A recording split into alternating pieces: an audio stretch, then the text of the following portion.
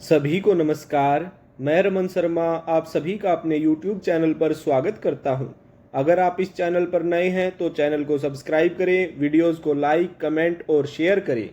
हमारा उद्देश्य समाज के उन नौजवान साथियों को मुफ्त शिक्षा उपलब्ध करवाना है जो आर्थिक तंगी या अन्य किसी पारिवारिक समस्या के कारण कोचिंग नहीं ले पा रहे हैं। आज हम आधुनिक भारत के इतिहास के अंतर्गत साइमन कमीशन के बारे में पढ़ेंगे। साइमन कमीशन से किसी न किसी एग्जाम में कोई ना कोई क्वेश्चन पूछ लिया जाता है, तो समय को ज़्यादा खराब न करते हुए साइमन कमीशन टॉपिक को पूरा करेंगे। सबसे पहले बात करते हैं साइमन कमीशन का गठन कब हुआ था। तो साइमन कमीशन का गठन 8 नवंबर 1927 को हुआ था। जब साइमन कमीशन का गठन कहाँ पर हुआ था? ब्रिटेन में हुआ था। और ब्रिटेन से इस कमीशन का गठन करने के बाद इसे भारत भेजा गया। तो साइमन कमीशन भारत कब आया? 3 फरवरी 1928 को आया था। क्लियर है। अब साइमन कमीशन क्यों बनाया गया था, इस पर बात करते हैं। साइमन कमीशन का कार्य सरकार के कामकाज की समीक्षा करना तथा भविष्य में उसका स्वरूप कैसा हो यह सुझाना था।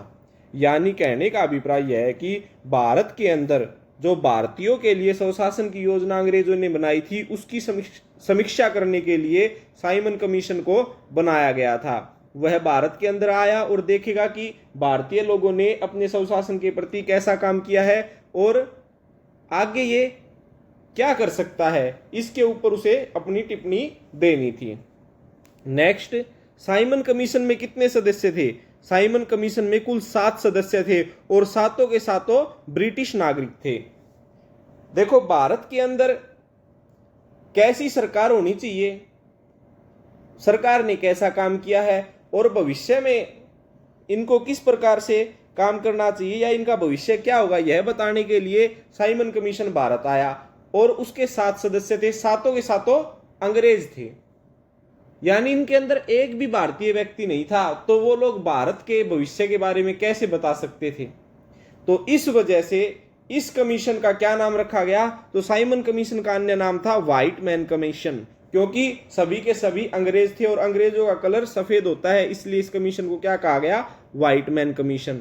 साइमन कमीशन में किसी भारतीय को शामिल न करने के कारण इसका तीव्र विरोध हुआ। जो भारतीय नेता थे उन्होंने देखा कि साइमन कमीशन आ गया, वो उनकी समीक्षा करेगा, लेकिन इसके अंदर एक भी भारतीय नहीं है। तो क्या ये लोग भारत के पक्ष में सोच सकते हैं? तो नहीं सोच सकते, क्योंकि जो भारतीय है वो ही भारत के पक्ष में सोच सकता है, दूसरा कोई विदेशी नहीं जो भारत के ऊपर उस समय राज कर रहे थे। तो इस कारण से इसका विरोध किया गया था। तो साइमन कमीशन का जब विरोध किया गया तो विरोध के अंदर साइमन कमीशन के विरोध में नारे लगाए गए। तो उस समय क्या फेमस नारा था? तो वो नारा था साइमन गो बैक। नेक्स्ट, आगे बढ़ते हैं। साइमन कमीशन का विरोध न करने वाले 2 दल थे। तो भाई कुछ दलों ने तो साइमन कमीशन का विरोध किया, लेकिन कुछ दल थे जो खुश थे कि भाई साइमन कमीशन आ गया, सही हो गया। तो 2 दल ऐसे थे जिन्होंने साइमन कमीशन का विरोध नहीं किया। तो उनका क्या क्या नाम था? जस्टिस पार्टी और पंजाब यूनियनिस्ट पार्टी। क्लियर है। नेक्स्ट, मोतीलाल नेहरू के नेतृत्व में संविधान का निर्माण किया गया, जिसे नेहरू रिपोर्ट कहा गया। जब भारत में साइमन कमीशन आया तो मोतीलाल नेहरू ने क्या किया? एक संविधान का निर्माण किया। ये एक मिनी संविधान कह सकते हैं। उस समय भारत के अंदर राज करने के लिए इन्होंने अपने कानून बनाए थे, जिसे किस नाम से जाना जाता है? नेहरू रिपोर्ट के नाम से जाना जाता है।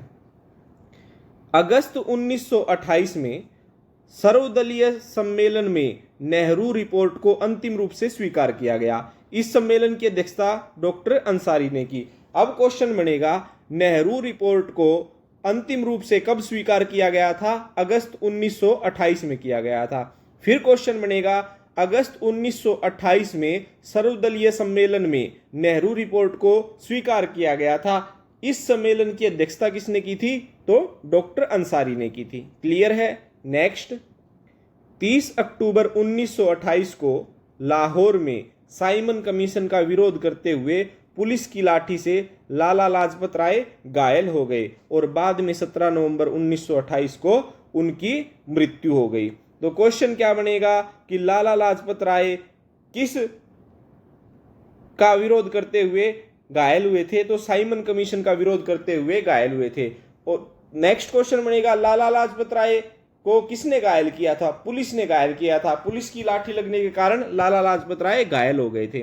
फिर क्वेश्चन बनेगा, साइमन कमीशन का विरोध करते हुए पुलिस की लाठी से लाला लाजपत राय कहां पर घायल हुए थे? तो लाहौर में घायल हुए थे। कब हुए थे? 30 अक्टूबर 1928 को। फिर उसके बाद जब उनके सिर में लाठी लगी तो उनकी तबीयत बहुत ज़्यादा बिगड़ गई, काफ़ी दिनों तक वो बीमार रहे और उसके बाद 17 नवंबर 1928 को उनकी मृत्यु हो गई। नेक्स्ट, लाला लाजपत राय को पंजाब केसरी के नाम से जाना जाता है। मोस्ट इंपोर्टेंट क्वेश्चन है, काफ़ी बार पूछा गया है।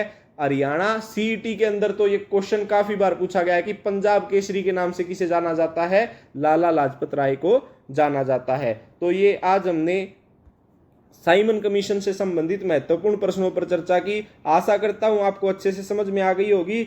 इन सभी प्रश्नों को अच्छे से याद कर लीजिएगा। मिलते हैं नेक्स्ट वीडियो में, तब तक के लिए धन्यवाद। जय हिंद, जय भारत।